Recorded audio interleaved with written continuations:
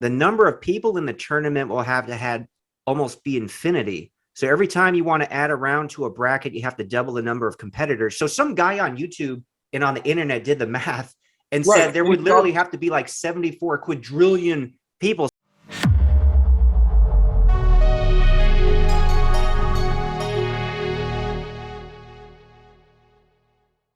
Hey guys, it's been a long time coming, but it finally happened. Frank Dux is on the channel. It was an amazing interview. It even exceeded my expectations. And there's going to be a series of videos, but in this one, we are going to make sense of the real Kumite as best we can.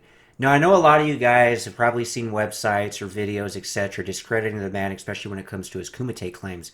But you got to hear him explain everything because it's not as crazy as you think. It's actually very plausible that all this stuff could have happened. Now, obviously, I wasn't there. I can't say whether it happened or not. Alls I can ask you, keep an open mind because we addressed a lot of stuff. Kumite Math, for example, where people say, oh, there's not enough people on the planet to have participated in the Kumite. If you talk about the way most people think that it was structured, and if he did, in fact, actually knock out 56 people consecutively. We also addressed the footage that showed up years ago that people say, no, that's not Frank Dux, it was actually Philip Cattery. Well, was it? Maybe, maybe not. We addressed that and a whole lot more. Anyway, if you like this kind of video, please help support the channel by hitting the like button, subscribing, and sharing the video. Let's start here, Frank. So I want to really address the Kumite. Let's make sense of it with the audience because there's a lot of Sure. things out there with Kumite Math and other claims. But just to start at the very beginning here, the information at the end of Bloodsport, where and I'll just reference it here, where it says from 1975 to 1980, Frank W. Dux fought 329 matches, retired undefeated as a world heavyweight full contact Kumite champion, still holds 4 world records: fastest knockout, fastest punch, fastest kick, most consecutive knockouts in a single tournament, 56. So just a simple question. Is this actually true, or was that something the producer wanted to put on the film? You got to understand, you can't compare apples to oranges, okay? This is not MMA. Mm-hmm. This is not boxing, okay? This is not tennis, all right? Where it's one-on-one and you have brackets and you have a tournament and you can go from a single bracket to another bracket and then you're eliminated all the way down. Kumites are run in a variety of ways. A good example of that is Masayama. He had a 100-man Kumite. He fought 200 men over a 2-day period. That's crazy. Nobody has a problem with that. Nobody has an issue with that. Somehow I have 300 over my career span, which is dwarfed by Oyama. People find a problem with it, and that's because they're dealing out of ignorance. The Kumite, just is going back to when I first talked about it in Black Belt magazine. It's a learning experience. It's a rite of passage. It's not a contest about putting butts in seats. Okay, that's really important to understand. This is not where you have headliners and you say, Mayweather, versus, sure, Ali or whatever. Which would be spectacular, bringing 2 different people together that couldn't fight together at the same time. But anyways, my point is, you're fighting in an atmosphere where you're really proving your techniques. It's a proving ground. That's what it was really designed for. It's fueled by illegal gambling. So yeah, nobody's really trying to keep records of who's there. Nobody's taking pictures because nobody wants to be ID taking part in an illegal activity, especially if they may have a job that's a public service job. They could be fired and terminated for that. You're an attorney, you could lose your license over that. So yeah, there's not much footage of it around, just for the reason that you had all this illegal gaming going on. And again, it has nothing to do with selling tickets. The whole point of it is, in my Kumites, for example, I fought a variety. I showed Sky Benson, I think he described to you on the show, were more representative, like you saw in the movie Lionheart. Mm-hmm. Okay, that's kind of strong representative of some of the Kumites I fought. But at the same time, I fought tournament style, which is kind of a bad way to explain it. But let me frame it in this context. In Kumite, you fight. It's about endurance. It's really a test of endurance, and again, it's a proving ground of your technique. So they'll send a different guy against you, a fresh guy against you every minute. So when I fought my Kumite that the Bloodsport thing was about, you basically fought 20 guys a day for 3 days.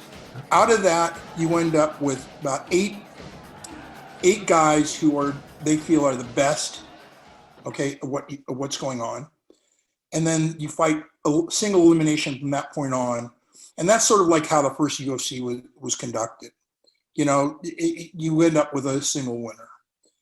In So my of those eight Kumite, fighters, real quick, Frank, that are left, then basically the winner only has 3 fights, right?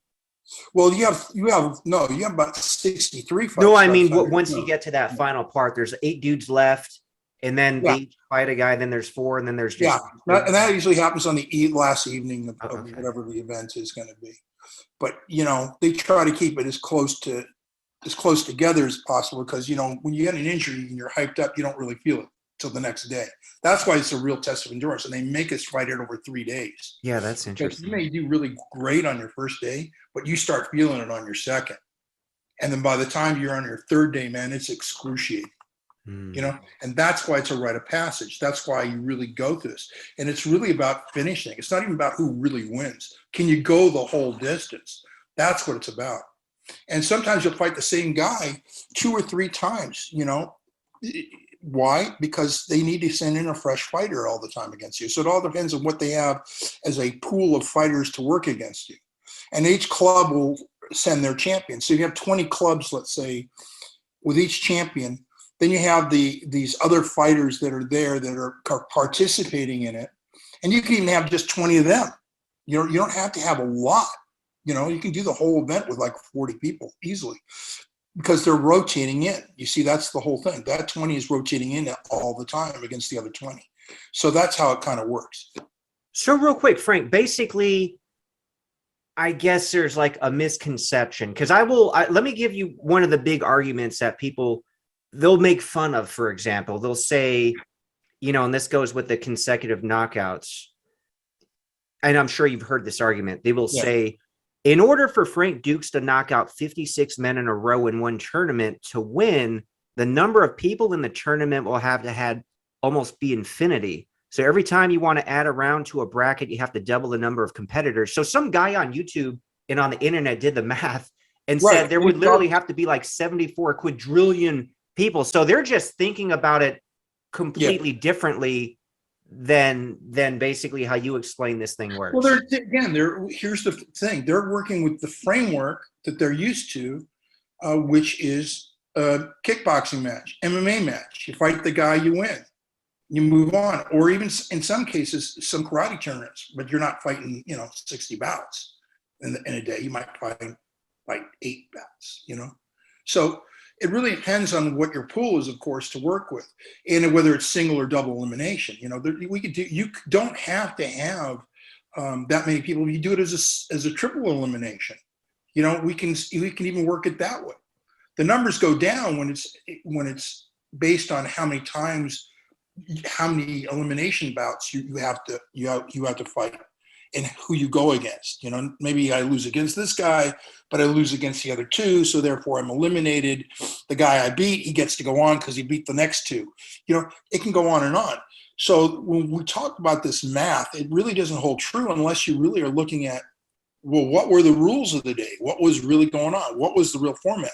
And traditional Kumite matches, if you really pay attention, when they're done tournament style, it's always fresh fighters, and then you're limited to like 3 to 8 different matches at the end of it till your winner's determined.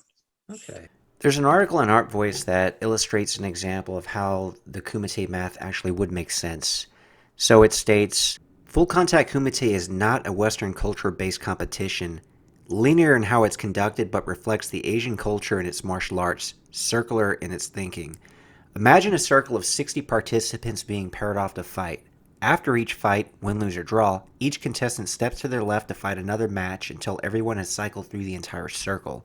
Fighting only 20 opponents per day over the span of 3 days makes possible one person fighting 60 opponents without the tournament having to have thousands of participants or requiring thousands of man hours as well. Now, if the format were a no elimination 60 match qualifier with 8 finalists single elimination tournament, total fights to win the whole thing would be 63. But in the ones I participated in, and it's in Black Belt Magazine, I said it. It's like you'd fight 20 matches on one day, 20 the next, and 20 the following day.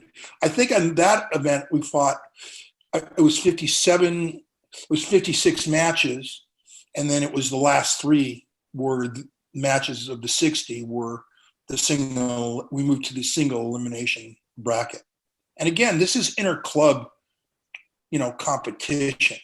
This is, Black Dragon Society.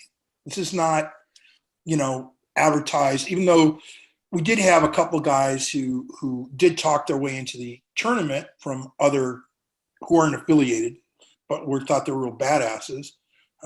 Good example of that was Rick Robinson, who the Jackson character is based on. You Jackson? You look like a Jackson.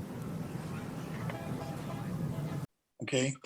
And Rick had basically, I don't really kind of remember Rick too much being there, but when I met Rick later, he came to my school and he described everything in perfect detail of what had happened and how he got in. And basically he had heard of the event from Ark Wong. He had been training with Ark Wong in Chinatown in LA. Okay. He talked his way, somehow found out what the event was, talked his way into the event, and he got slaughtered because he was not prepared for that. It's not his fault. He wasn't a bad martial artist. He was just not prepared. He walked in with a concept where it was going to be like single elimination matches and stuff. And, it wore him down to the point he was out. That's why he said to the LA Times, he made a comment, said, whatever Frank says is good with me. Meaning like, he told the real story of how he was beat, how hard it was. And that was discounted and taken out of context. Let me ask you this, Frank. How and why did you get in the Kumite like in 1975? Well, it was just a natural progression. It was, I was learning from some of the best martial artists around. I was part of the Dragon Society. I was welcomed into it. Mm-hmm. And there's 2 archetypes, I guess, or circles. And the martial arts world is really like a series of circles. Okay. On the peripheral, you have your enthusiasts who never train, but try to train on their own. Okay. Then you have some that go to a school and they train in a school for a while and then they continue their training on their own and they're doing their thing. Then you have the diehard guy who's in there, he trains every day and he never leaves a school. Then you have the circle of guys who are basically, they run schools. Okay. But then you have the one guy who may run a school or who may be in a school who captures the attention of this other circle. And it's an inner circle. And they're invited to come into that circle.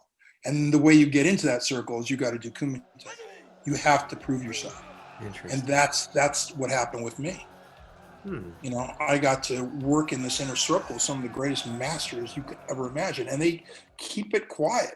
It's not that they're secret. It's just a private club. It's just, you got to be invited in. They don't want publicity. They don't want notoriety. They don't want people banging on their doors. Let me in. I want to be a part of this, And, yeah. Let me ask 2 more things, Frank, because I do want to get like clarity on these, with the arguments that, people will try to discredit you and your claims. Okay, and this relates to the info they put at the end of Bloodsport, fastest knockout, 3.2 seconds, fastest punch with a knockout, 0.12 seconds, fastest kick, 72 miles per hour. So in the Black Belt Magazine article, though, apparently they were filming this stuff so they could study it, right? Yeah, there was film footage of it, and the way they made those determinations was by frame speed. They basically would count the frames, and they knew how fast the frames were moving, and then based on the frame speed and looking at the contact, that's how they came up with those numbers. Yeah, which, and I've said in prior videos, that's what always kind of threw me off. Like, how would they measure it? But I could see where you're going with the film speed and measuring the frames and everything. But do you think it is possible? Like, this footage has to be out there somewhere, right? Well, it has been. There's people, this footage will become exceptionally valuable. Not today. When I'm dead, that's when people are going to want to pay big money for it. And do you think it will actually come out? someday when you're done? I would hope so. Look, some footage of me has come out, and people say, "Oh, it's this person or it's that person." And you can look in the film Real and you quick, can see Frank. it So clearly it's me. I did want to bring that up. That they're saying that one YouTube video that came out years ago is a dude named Yeah. Philip Catteray. Was that Philip Catteray? Or was that actually you? I didn't film it. I wasn't a part of it. Okay. And look, a lot of times we have people look very much like us. Okay. Sure. But here's the thing that works in my favor. And I want to say this. They tried to out me. Okay. And they ran it under facial recognition software. Oh, Okay. interesting. Okay. Now, what they don't tell you is it came back me, like 98 point something points. So that Yeah, I'm just trying to tell you. I'm just trying to tell you. you. They ran they looked at the footage and they blew it up, and you can do a pixel count. Mhm. And you can do based on the number of pixels, and you look at those pixels, and this is all forensic investigation, okay? You can tell forensically that footage is 1980. Caderet didn't appear on the scene until 1986. If you look at the Fuji symbol in the background, they were saying and lying, "Oh, it's from 1986, therefore Frank Dux couldn't have been, he's lying," right? The symbol wasn't around. No, you can go to Wikipedia, look up Fuji symbols, and you'll see it's from 1980. So that's the only thing I can talk to. Is it me? I can't honestly tell you because, again, I'm not the one who took the footage, and I quite frankly, I fought so many damn matches all over the place. It's a blur to me in many cases. So, I'm being as honest as I can be on this subject. It's easy for me to say, yeah, that's me, and then make it a shouting match between me and the other guy.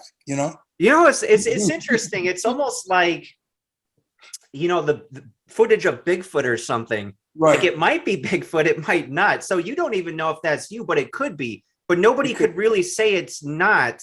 But there is evidence to say, at the minimum, it's probably not even Philip Catteray. If it's not you, it might not even be Philip Catteray either. That's true too. Some other dude, or it might be you. That's true too. What we do know is that it was filmed at the time I was fighting. We do know that. Okay. And like I said, Catteray didn't show up in the scene until 1986, from what I understand. I've never seen anything of the guy other than what I've been told by people who claim he was around doing that, and everything on him is like in color. This is black and white footage. There ain't too many people that had black and white cameras around at the time, in 1986. Everybody kind of like dumped them. Sure. You understand what I'm saying? So I couldn't tell you. I can't tell you. But I can tell you is the forensics point to me. I mean, that's the reality of the situation. That's all I can tell you about it. I'm not, and it's like I said, it's so easy for me, much easier for me to turn around and say, yes, absolutely, that's me. You can see it's me, blah, blah, blah, and push that narrative. But I'm a person that will always say that if it isn't 100% conclusively that I know that for a fact, I'll always leave that room for error. Sure. And even when it's against my best interest, because I want to be as truthful as I can. Well, some of you may scoff at the whole idea that Frank Dux doesn't necessarily know if that's him in that footage or if it's Philip Catteray or if it's even another guy. It's not that crazy, and I'll tell you why. In Frank Dux' defense, I've seen pictures and video from like 20 years back when I was in my early 20s. I honestly don't know if it was me or my brother. We look similar. We're not twins. We look similar enough. The footage is cleaner than the Philip Catteray / Frank Dux / who knows who this guy is footage.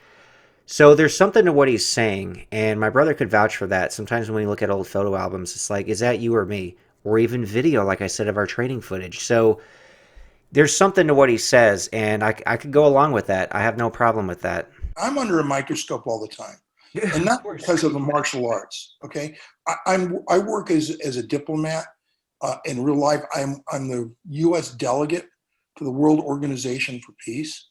I mean, I deal with heads of state. They depend on my veracity when I give them assurances or I say something. And that can make a difference between whether a person lives or dies sometimes. And I have to protect that. I can't play games with that.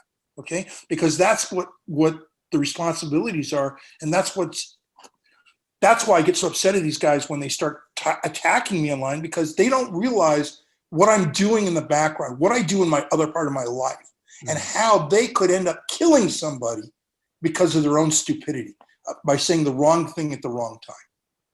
Okay, that's why that's where I get upset. That's when my wife gets upset. You know, you're negotiating the release of somebody in North Korea, for example. You know what I mean? Yeah. Okay. That's All right. Tell that to the family. You know that you got to with your shits and giggles. Trolling me really paid off. I mean, and here's the thing: I am a strong believer in karma. I'm a believer in how this stuff goes around, and it affects people. That whatever happened as a result of that, you can pretty much bet that it's going to come back to that person in their family some way or somehow. And I've seen it happen so many times. I can't even begin to tell you. And that's when you start seeing as much as I do, you really understand how the universe works. You can really see the causal effect on a spiritual plane, sure. not the physical plane. Let's just a little more things with the Kumite, just a little more clarity. Sure. This is great stuff. So how many Kumites you were in? It's 1975, right? That was one of them. That was one of them.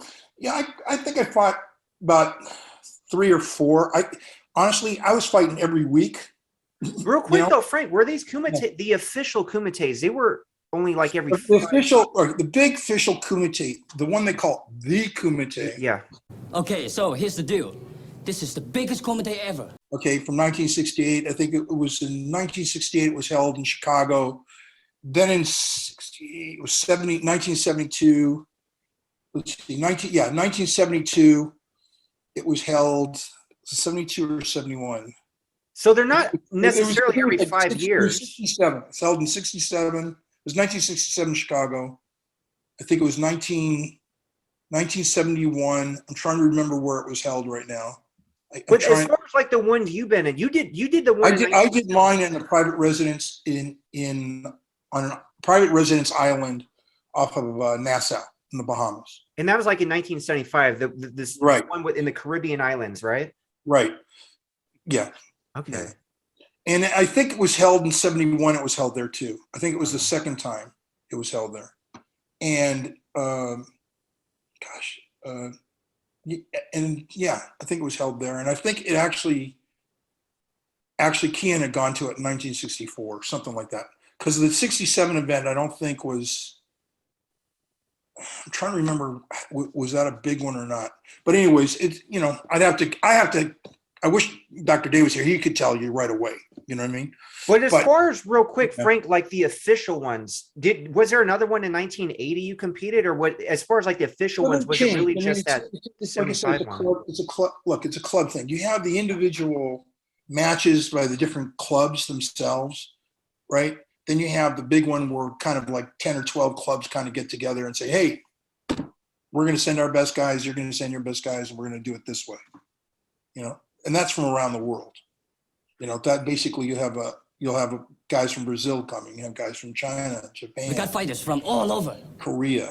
So real quick, Frank, though, as far as like the footage that Sky Benson explained, that was like obviously probably not in the Caribbean, right? That was just smaller stuff, but still considered Kumite, or were they considered? No, it's still considered Kumite. Most of the Kumite matches that I did were in Mexico. Most in Mexico? Mexico. In fact, I think 71 was in Mexico, now that I think about it. I'm trying to remember who won that. But anyways, and yeah, I think Chong Li won that one, actually. So yeah, that would have been, I think that was 71, it was in Mexico. So yeah, and a lot of those matches took place. I fought in Mexico, a lot of these single matches that you see. I fought in Milan. I fought all around the world, to be quite honest with you. It's like I said, it's really you have different clubs or different cells, if you want, of the Black Dragons, and they'll say, hey, we want to put our guy against your guy, or hey, he's in town, let's test him. You know, and again, it's not about putting butts in seats. Remember that. It's more. There wasn't money in fighting back then anyway, outside of even boxing. Those dudes didn't make anything, right? Compared to like what people do now. Yeah, it was more like again, it's more about testing your mettle. Hey, Frank Dux is in town. He's the guy who won the event. Let's see how you do against him. You know, it's more that kind of camaraderie and excitement.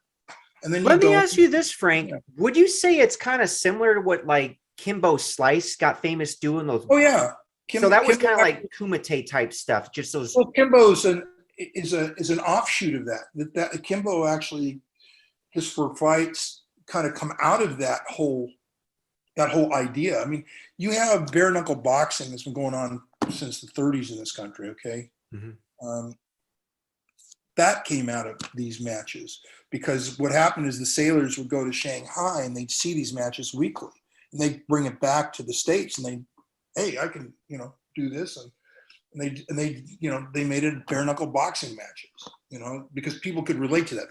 In those days, you have to understand, if you kicked a guy, it was considered cowardly. Let me ask you this: why did you retire from fighting? Because you were young, probably what, 25 when you retired, maybe younger than that. Yeah. Well, I retired in 1980. Okay. It wasn't really like retired per se. It was just that I had moved on past that phase of testing myself, and I'd moved on to the phase of becoming a teacher, taking all that knowledge and using it to better other people's lives, their techniques. And that was the next evolution of who I was. Again, remember, this is not, the Kumite matches are not about putting, again, butts in seats and glory and all this other garbage that you see going on that motivates people, in the MMA and in some of these other aspects of martial arts today. This was about really, defining yourself as a warrior and defining your skill sets and your attitude and what you wanted to bring to it. That's what it was about. Let me ask you this, Frank. Like, would you want to compete? Not now, obviously, but had you been born later, would you have basically wanted to join the UFC or something, you think? I don't know. For me, it was really, again, it was more of a learning experience, honoring my instructor. That's the beauty of, I think, of Bloodsport. That was a lesson. He's going there to honor his instructor. He's not going there, for any other reason. What? To honor you, Shidashi. Right? Yeah, and that's why we love Lionheart as well. I mean, he's Yeah. not even out there for the money for himself. He's out there for the money for his, sister-in-law. Just give me 1 week to get the money for them. 1 week. Right. The motivation's more honorable. Right. And that's the motivation really of a Kumite fighter. It's not, that's what separates us from a mixed martial arts fighter.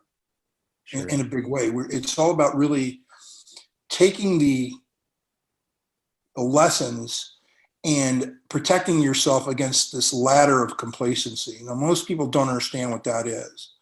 And that is, every society gets pushed at with resistance, and they push at it and push at the resistance level, and they keep pushing the line back further and further and further. A good example of that is TV or entertainment, right? It was a time that if you showed pornography, that was a jail sentence. Today, you have 11-year-olds addicted to porn and nobody's talking about it. That's crazy. It's the cell phone. It's too easy to access. Okay. Because that's the ladder of complacency. See, I was really taught by some real masters. Remember I told you that inner circle? Mm-hmm. Well, the inner circle sees their role as being really sort of like the guardians of the universe in a way. They're the ones who will act. We're expected to act to root out evil. We don't wait for, and we're not a vigilante group. It's about impacting people and never moving along the lines of this ladder of complacency. So we try to lead by example. We try to live a higher moral life. That's why I got into the service of working with kids. After Bloodsport, I could have opened a school in Beverly Hills. I had it. My ticket was written for me. I had a very big real estate developer there saying, hey, building's yours. You don't have to worry about rent. You just come teach, and we're going to build this thing. And it was massive. And then at the same time, I had a guy walk in And it's really kind of funny how it happened. And I was excited about doing this big thing, you know. I was entertained by this guy. He says, "Hey, you'll be driving a Ferrari," and it was really very, very tempting. I mean, all the trappings you could ever imagine. Pretty girl there at the meeting, you know, the whole thing. I mean, he was really working hard to get me to take this offer. And in came at the same time a guy named Enrique Flores, who said, "Can you please help me with my schools in Mexico, and can you please do something there to help us? We're very poor. You don't understand. My students, we can't really afford to bring you." And then I said, "Okay, you know what? I think this is where I need to go because of the teachings of this inner circle." It's like, again, I fought so hard to get that knowledge. I was so vested with the blood, sweat, and tears I put into those matches that with the knowledge I had, it was like, how could I cheapen that by just doing it for money when I could really make some real social impact? And so that's where I found that's where real success lies in your life. It lies in giving and enriching others. You don't get success from, "Hey, it's me, look at what I did." Please look at me. I am so pretty. Love me. Want me. Look at all the money I got. Look at all the toys I got. Because all that's fleeting. It can come, it can go. And believe me, it came and went in my life many times. The only thing that sustained me, and you can ask any of my students, is my commitment to helping my fellow man, my commitment to trying to leave this world a better place than what it was before, and using what advantages I got to help others. And that's what it did. And a year ago or a couple of years ago, I got an award that no one ever gets in Mexico. You know, I got an award from the mayor. I was the first foreign national to get it. I came to the attention of the World Organization for Peace as a result. And now I'm the U.S. delegate. I'm the only, from what I understand, the only American that's a member of this organization. You know, and this organization has done some miraculous things. Like in the last couple of years, we bridged the gap between North and South Korea, where they met and the presidents met, and they're working towards, you know, reuniting families that have. They need to, man. I have Korean roots. Like do need to unite. I mean, the country, it's just like the butt of so many jokes, right? I mean, Right. North Korea, that is, but Yeah, but they're struggling too. There's people that are starving, you know, and they have their system of government, and you have to respect it. We may not agree with it, but you have to respect it for what it is. If you're going to deal with it, if you're going to affect some kind of change, that's the one thing I got to give Trump credit for. He wasn't afraid to go to the line, and he walked across it. He walked into North Korea. I asked him, I said, "Would you like me to come across the line?" He said, "I would be honored to do that. I would be honored." Okay, that guy, I mean, you got to give the guy credit. I don't know he whether was you like him or trying to not. do something, you know, positive there. Well, the fact that he did that said volumes. It said, like, "Hey, I'm going to come here and talk. Do you want to come to my house? It's uncomfortable. Okay, let's talk." People don't realize that the North Korean war is not over. Yeah. People think it's over.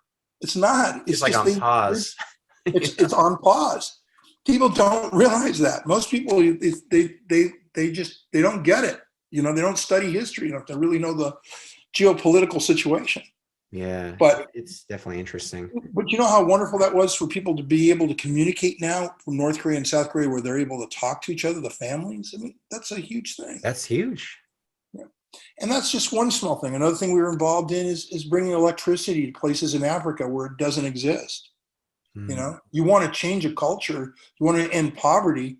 That's how you do it. You have to provide people with that kind of. And you got involved with that also through the World Organization of Peace? Yes. Okay. Yeah.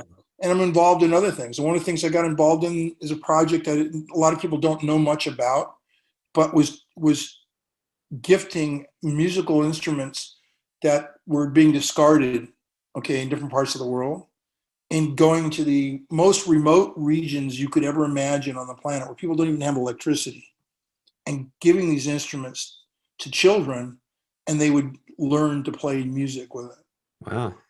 How about a soccer ball for a village? Nobody even thinks about that. One soccer ball, $12.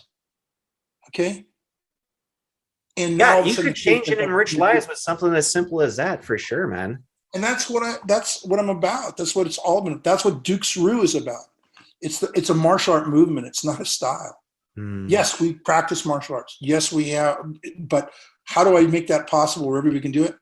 I figured out we have to find the common ground for everyone. The common ground is the science, the laws of combat. And I went to the trouble of identifying them. Actually went and identified all the different laws of combat, something no one's ever done before. And I put And them real quick though, together. Frank, a lot of this was probably stuff you learned fighting all these matches, right? Exactly. It's taking what I learned and using it to better others. Where do you think why the Bloodsport has such an impact to this day still on people? They'll watch it over and over again. Yeah, sure. Or Lionheart. There's nothing like it. No, there hasn't been, man. And I always thought it was a magic formula with you, Jean-Claude Van Damme, and Sheldon Ledge, which we'll discuss a little more later. But real quick, though, I did want to ask you something about the trophy. That Kumite trophy is worthy of an entire video in itself, which is coming soon. And that trophy, there's an interesting history. More stuff out there than you realize.